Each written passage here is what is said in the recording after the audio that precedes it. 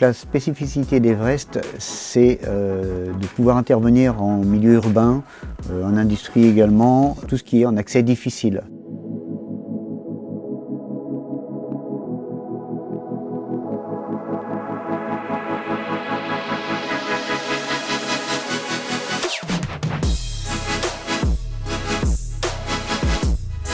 Donc, ce matin, nous étions sur le musée des Confluences. Nous avons été missionnés pour effectuer le nettoyage des vitres intérieures et extérieures du musée, ainsi que le dépoussiérage au niveau des poutres et au niveau de tout ce qui est pare-soleil. Dès qu'ils ont un besoin pour intervenir sur une zone qui est inaccessible, eh bien, on nous sollicite.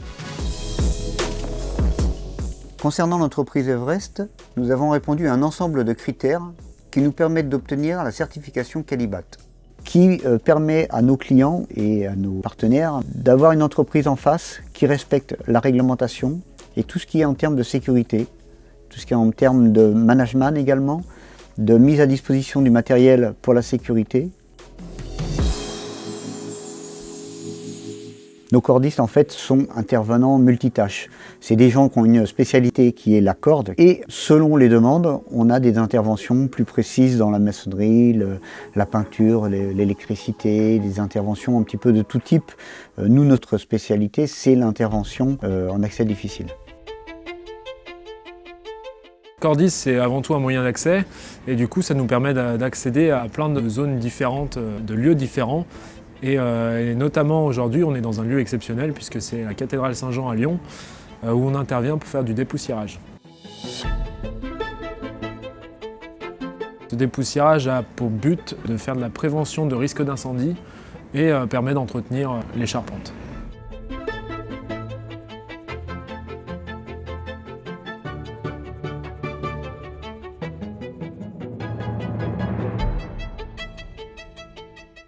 On est amené à faire énormément de choses variées. Donc ça passe par de la maçonnerie, du dépoussiérage, de la peinture, laver des vitres, poser des antennes, faire des réparations, enfin une multitude de choses différentes.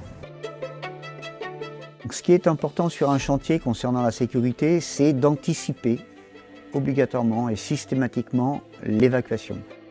Quand on parle d'évacuation, on parle de secourir un cordiste qui serait en difficulté.